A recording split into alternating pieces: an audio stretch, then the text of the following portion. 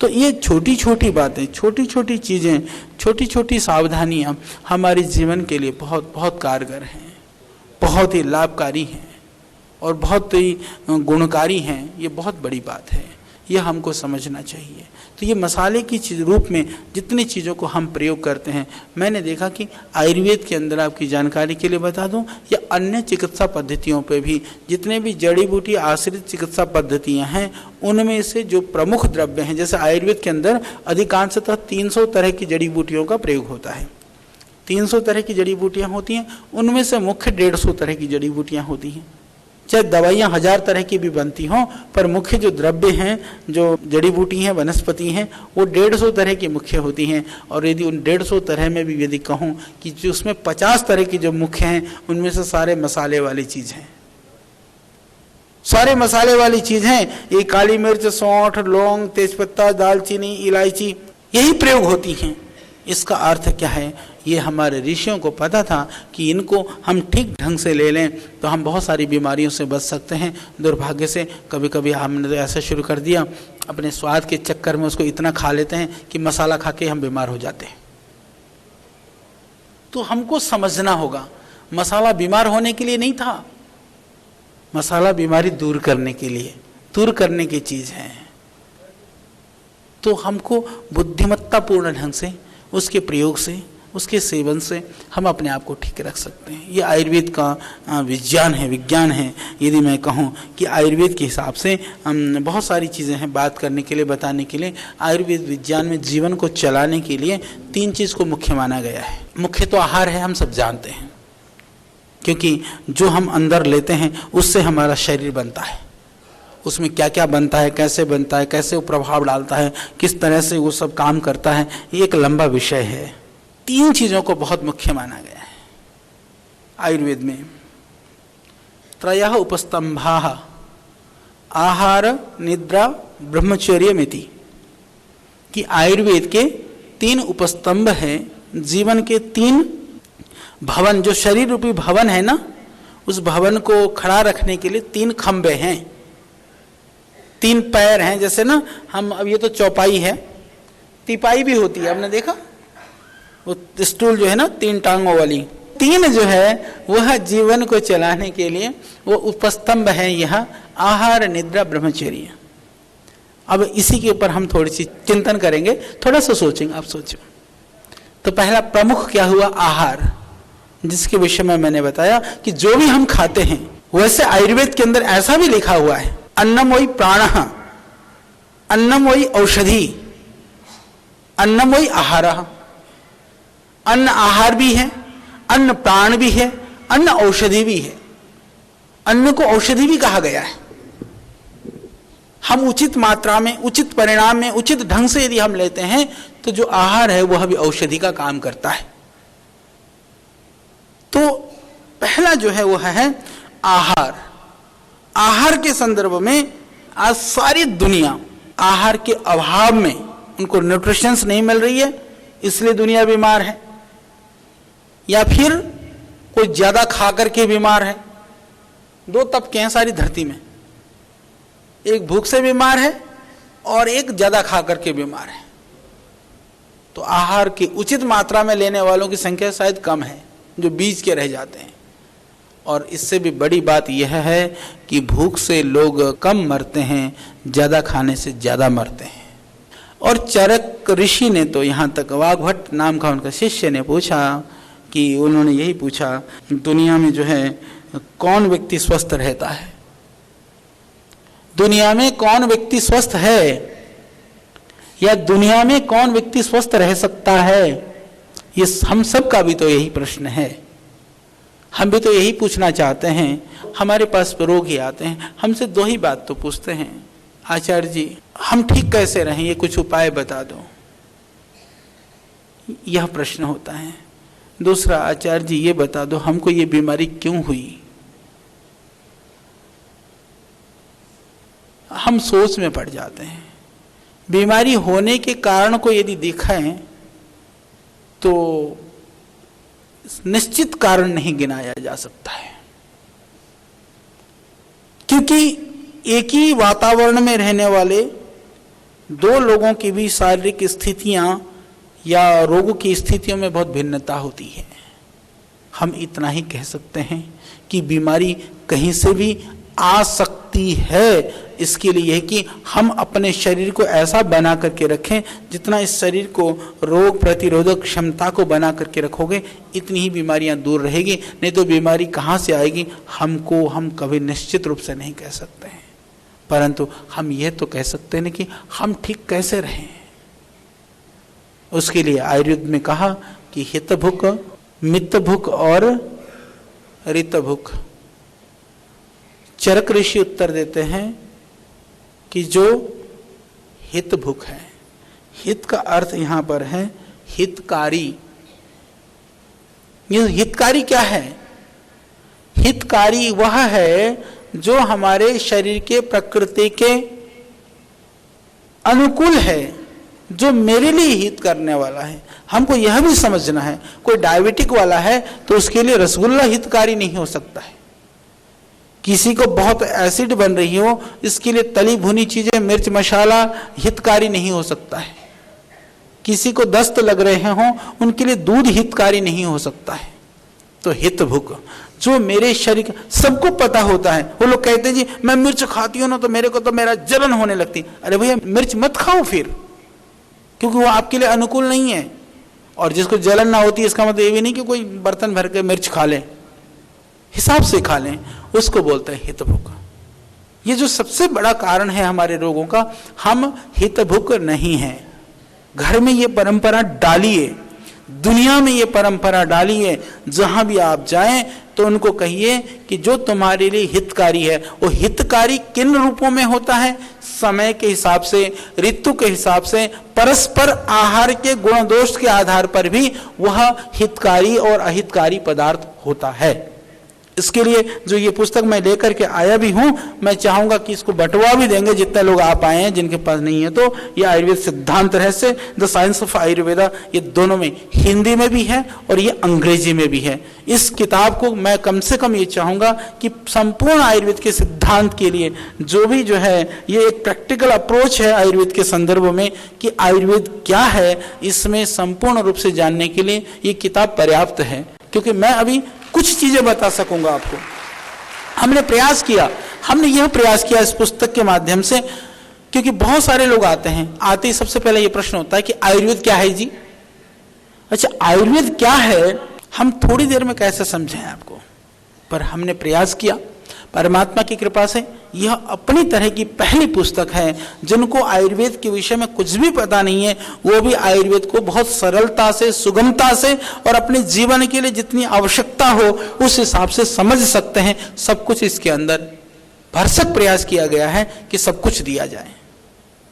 तो मैं यही बात कह रहा था कि हितभोग, परस्पर विरोधी आहार भी क्या क्या मैंने इसमें भी दे रखा है। हालांकि किसी बहन का एक छोटा सा आया है कि विरुद्ध आहार है नमक और दूध, तो फिर वो कॉर्नफ्लेक्स में क्यों है?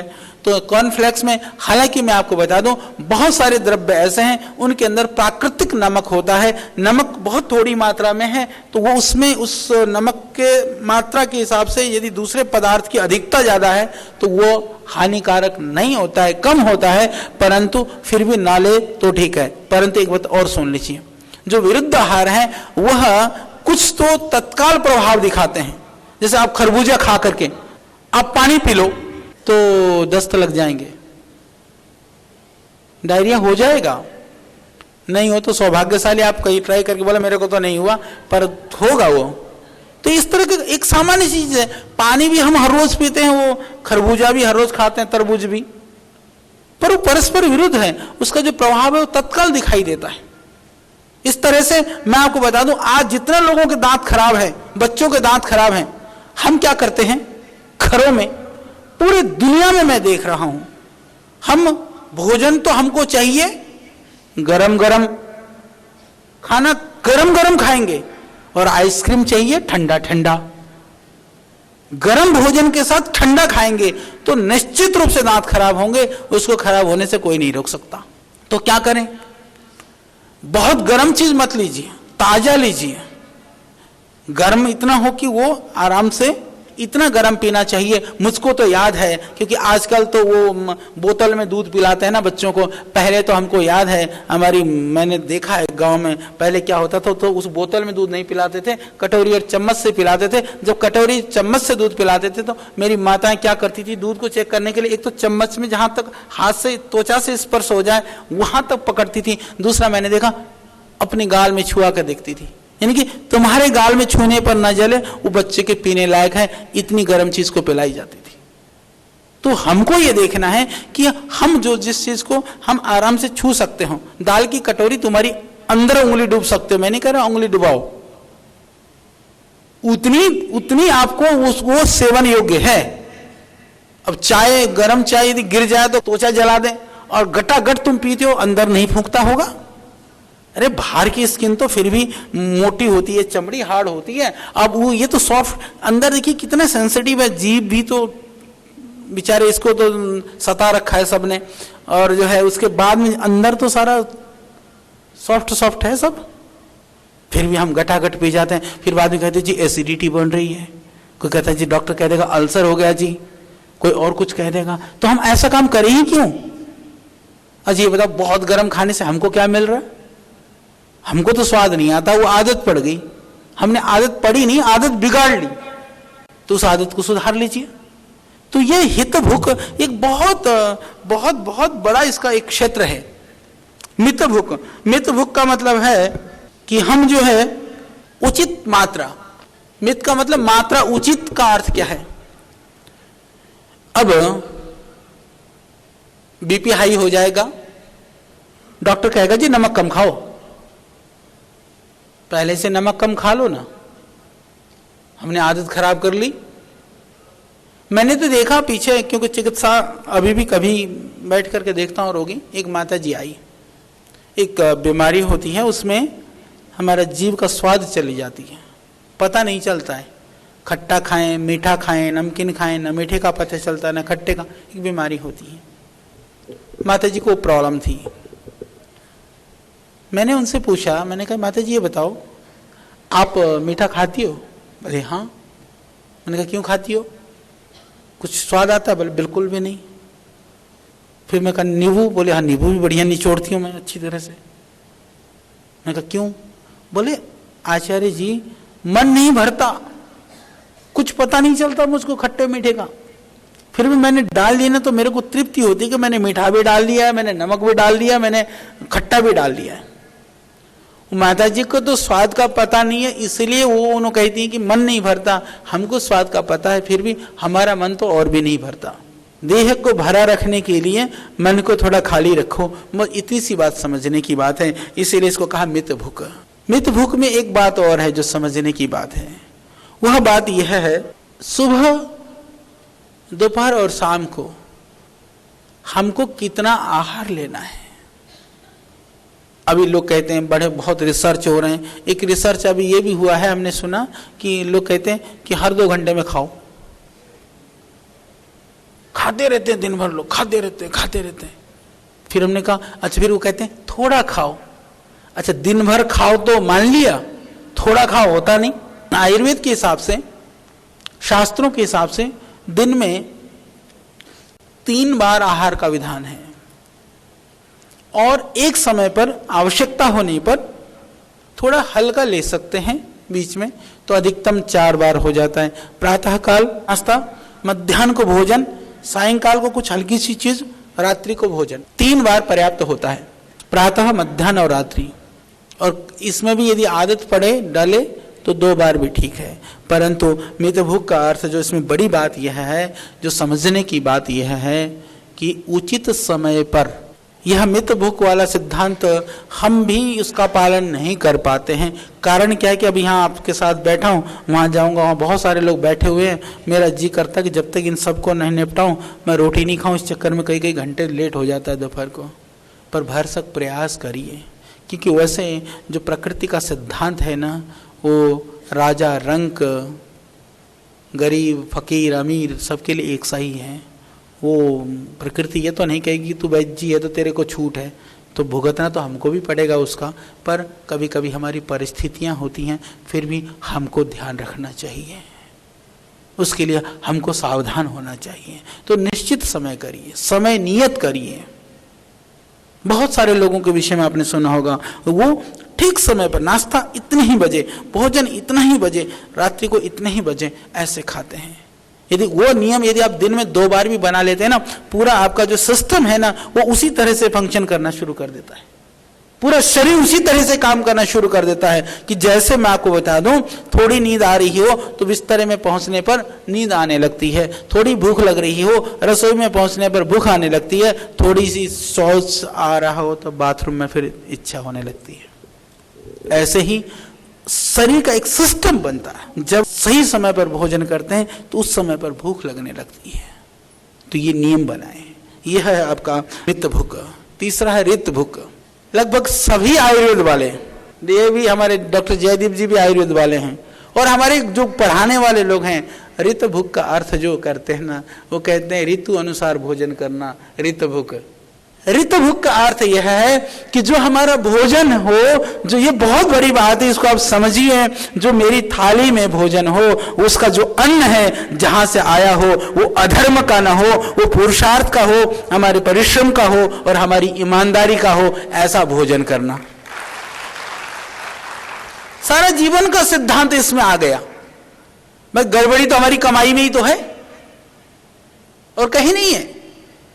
जितना भी करप्शन है, भ्रष्टाचार है, अत्याचार है, अनाचार है, दूसरे की हक को छीनने की प्रवृत्ति है, सारा किसके लिए? कमाने के लिए है।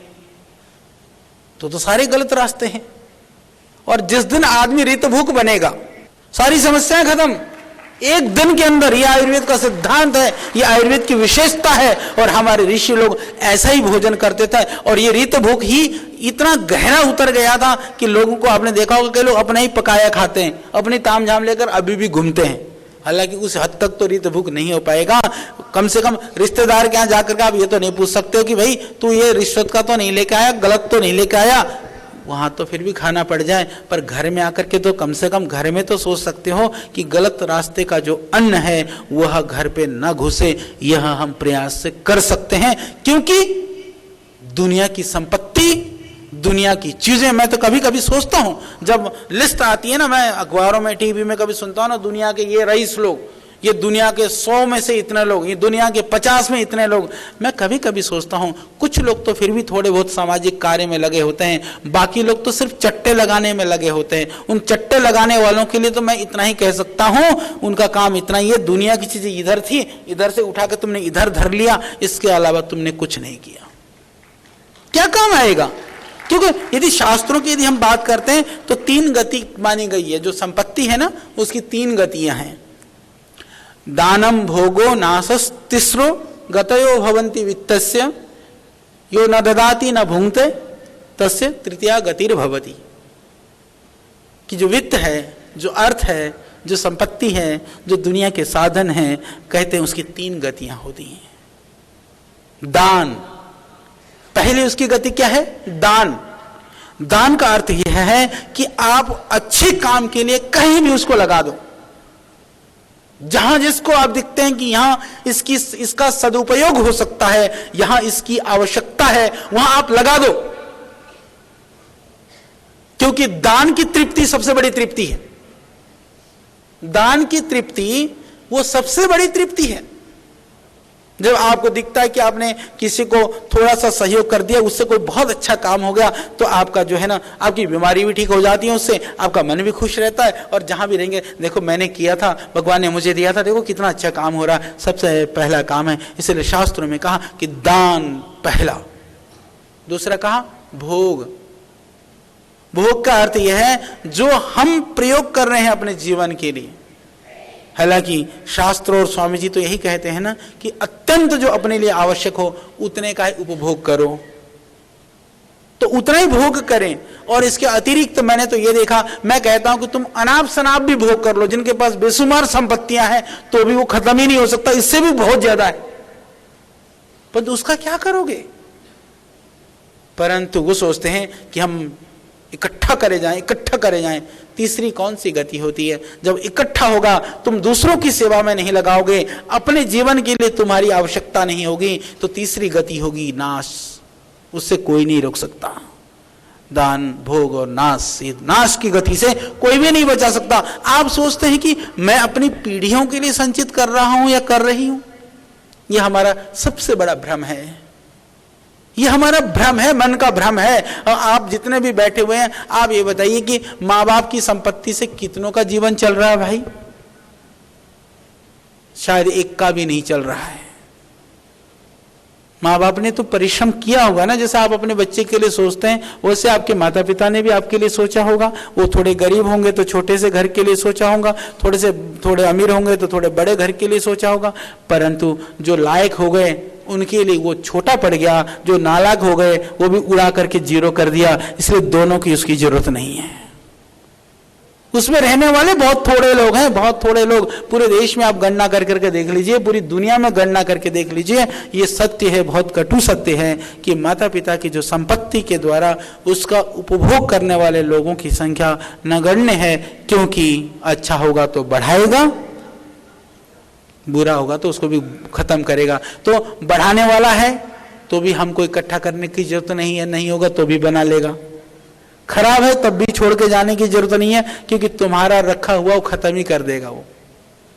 तो या तो जितना अपने लिए जरूरत है उसका भोग करो। संतति के लिए जो आपकी जिम्मेदारी है कि उसको योग्य बनाएं, उसको अपने पैरों पर खड़ा करें, उसको आप कर डालो। बाकी बच गया किसी अच्छे काम में लगा करके संतुष्ट होकर के सारे बंधनों से मुक्त होकर के बस भगवान को जाए। तो ये ऋत भुक है। हमको शुद्धतापूर्ण ढंग से अन्न का अर्जन करके हमको उसका भक्षण करना है। ये हमारी परंपरा है, ये भोजन की परंपरा है। भोजन के विषय में कैसा भोजन होना चाहिए? हमारे यहाँ भोजन के साथ दो चीजों का बहुत महत्व है भारतवर्ष में। एक स्निग्धता,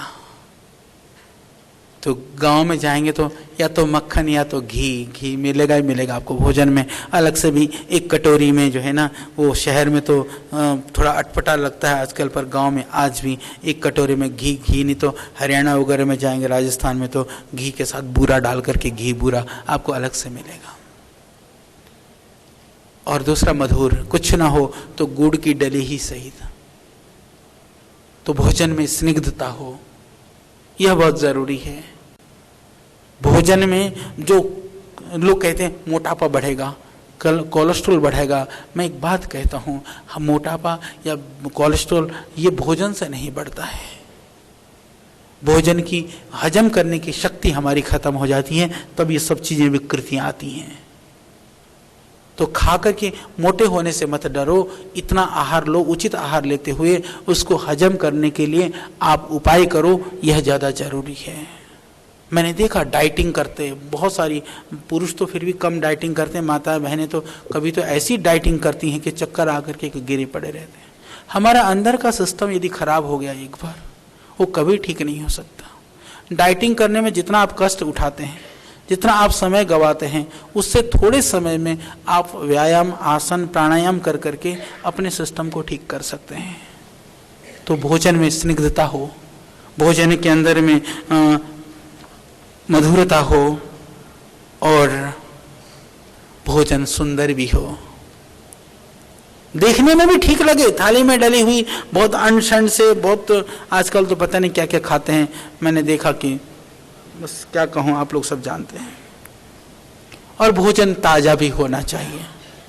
ये जो ब्रेड वाली जो कॉन्सेप्ट है ना, ये सारी चीज़ें इस तरह की जो फास्ट फूड वाला जो कॉन्सेप्ट है, वो हमारी संस्कृति की परंपरा का अंग नहीं था, क्योंकि उसके अंदर बहुत तरह की बीमारी होने की संभावना होती है। सारे साइंटिस्ट और सारे डॉक्टर्स इस बात को बार बार कहते हैं। वहाँ उनकी मजबूरी थी, वहाँ आहार की इतनी विविधता नहीं थी, इसलिए सेम तरह की चीज़ें या पकाने के लिए सुविधाएं नहीं थी। तो बासी भोजन ये खाने की परंपरा वह भारतीय संस्कृति की परंपरा नहीं है। दुर्भाग्य से हमारे बच्चे भी आज उस तरह के भोजन पर जाते हैं, क्योंकि हम अपने भोजन की वैज्ञानिकता को उनको समझा नहीं पाए।